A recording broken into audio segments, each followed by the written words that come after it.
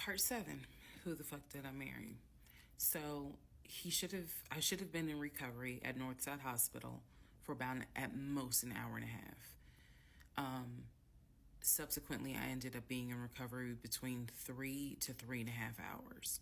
The nurses kept calling my ex, asking what's the status, because they were actually getting ready to do a shift change. So they kept calling, asking what's the status? What's the status? Like, where are you? I want to say that they called a total of 3 times and they spoke to him twice. So at this point, I knew that they were all like, where's her fiance? Like, what is going on? He said he was stuck in traffic, and so he was making his way there. He eventually did get to Northside Hospital, and they wheeled me down because, again, he couldn't come in just because of the protocols. So when I got in the car, and I'm in pain, but yet drugged up, couldn't keep my eyes open, I was just out of it. But I remember him calling my aunt and my mother and letting them know I picked her up. We're on the way home. Let me get her settled, and then I'll give you guys an update. I remember that. What I did not know was that he had texted my aunt and my mom and asked them to not bother me for like a week. Like, just please don't reach out to her. Let her just rest. I am from New Jersey. I am from an African American family. You don't tell my black mama or my black aunt that, please don't bother her for a week. I didn't know this at the time, but I'm just interjecting that part. I'm trying to stay in the timeline, but he did apparently do that, and my aunt was like, "Why will fuck you up?" Anyway, so go home. He waits on me hand and foot. I recover. Just needed about 24 to 48 hours to just get my mind right.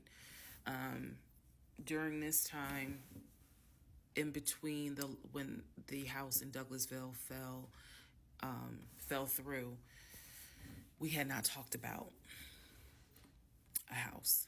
So I guess it was about a week later, after the DNC, he decides that, do you want to start looking for a house again? Excuse me, I have hiccups, y'all. Do you want to start looking for a house again? Because of what happened with the house in Douglasville, I felt like I was smarter this time to say, I want to be involved in every aspect, because I don't know what the fuck happened with that house in Douglasville. But what I do know is that he lied to me. I didn't know then what I know now. I just knew he lied about I knew he lied about being under contract. So I told him, I said, I don't want to work with your friend who I've never met, never talked to. I know that he has talked to him because he's talked to him in front of me. And I'm going to demonstrate on one of the videos how he used to do his phone calls. Don't worry, it's coming. So we found a new real estate agent. Really nice guy. His name was Scott. I am using his real name. Really nice guy. And we told him what the budget was. And Scott was like, okay, when you guys are ready, we can start looking at houses. Try to look for houses that are empty, because you can actually tour those. If it's a house where someone's already living in there, chances are it's going to have to be a virtual tour because of COVID.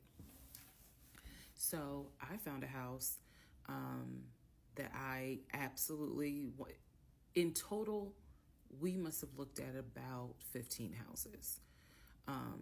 But I found a house in Smyrna that I absolutely loved. We toured the house. Everything about this house was perfect.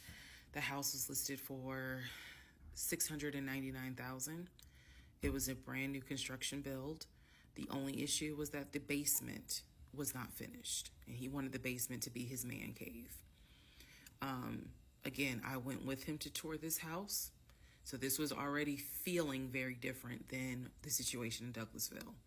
because we did not actually tour the Douglasville house. We only did a FaceTime virtual tour. This house in Smyrna, we toured. We toured this house more than once. And it was gorgeous. Fucking gorgeous. So we talked about it. He said that he had the money. Again, the price was $699. He said he felt comfortable putting in an all-cash offer. If you remember on the videos before, he told me he had money in his savings from when he played football.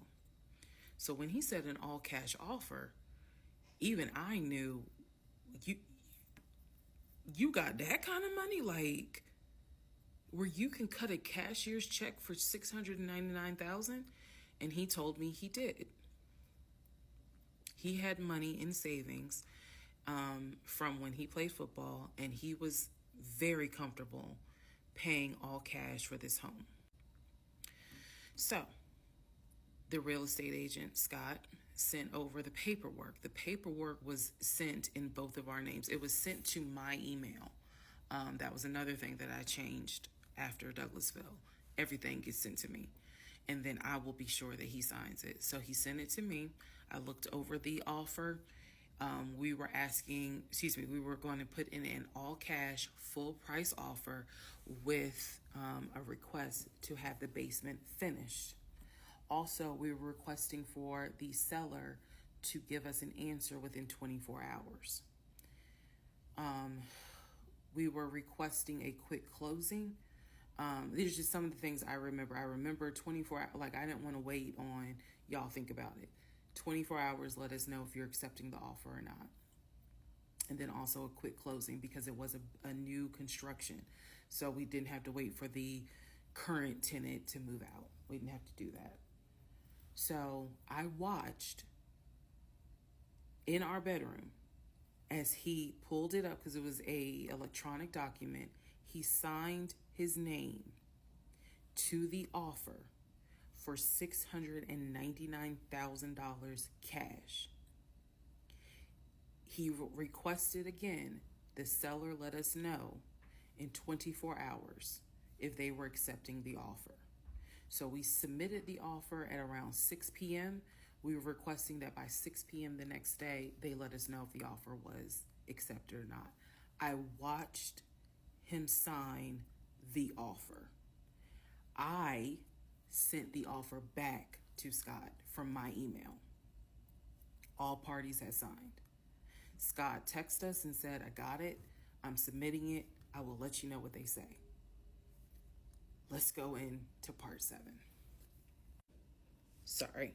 Let's go into part 8. Good grief, this is getting long.